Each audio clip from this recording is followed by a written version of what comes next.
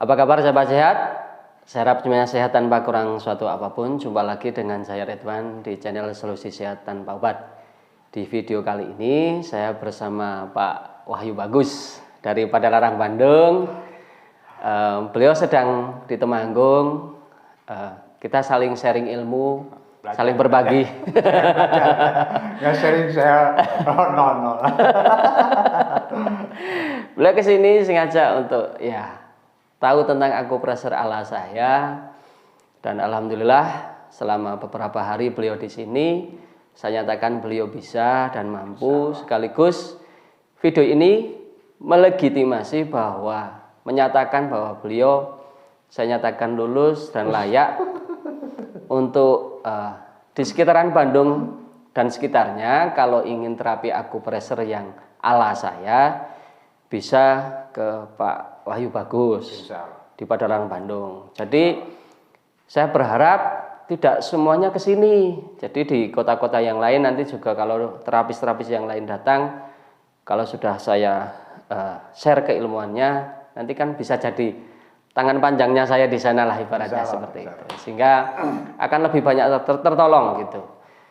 Nah, obrolan kami selama Pak Wahyu di sini, kita ngobrol tentang titik meridian yang harus dipijat. Memang ada beberapa versi, namun versi saya itu berbeda.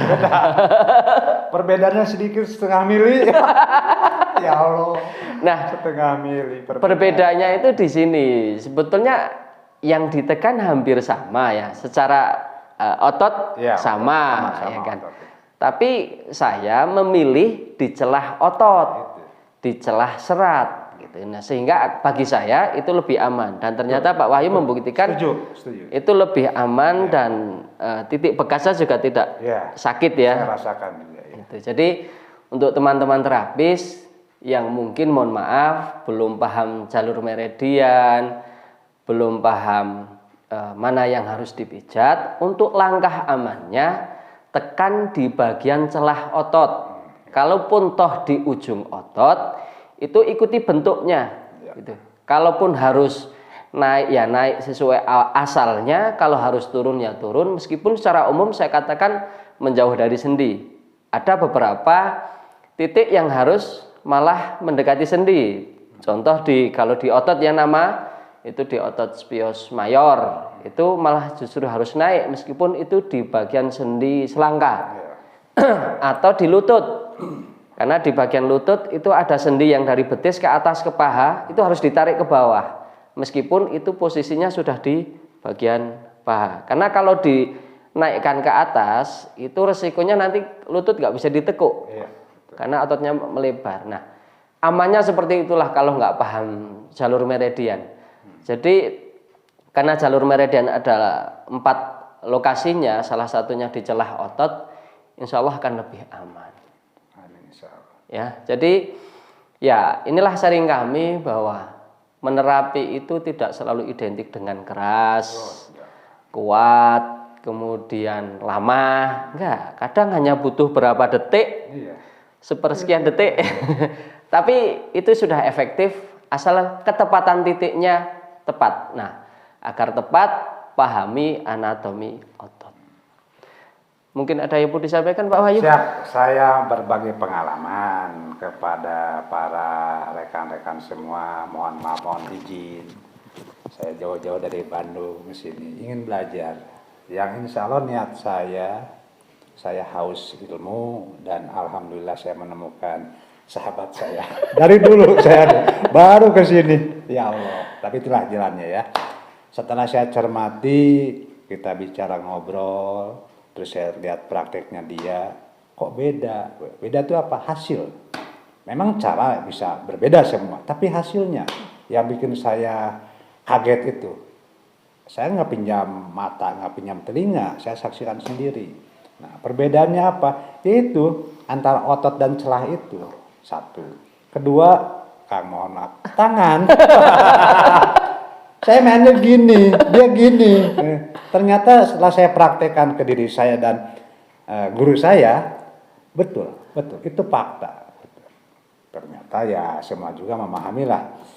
keilmuannya masing-masing ya, tapi bagi saya ini suatu limpahan keilmuan yang luar biasa dari Allah lewat Kang Ridwan ini. Terima kasih. Setengah mili bedanya. Oke. Mungkin itu yang kami share tentang pengalaman-pengalaman kami sebagai terapis. Kang Wahyu juga seorang terapis, saya seorang terapis.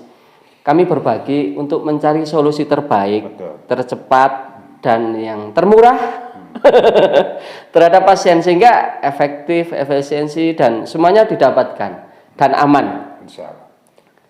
Boleh saya tambahkan? Boleh. Untuk rekan-rekan yang sama-sama ingin belajar dan sudah dibilang bisa, tapi menemukan hal-hal yang belum ada jalan keluarnya, bukan saya untuk istilahnya memviralkan tidak atau mengiklankan, tidak sama sekali.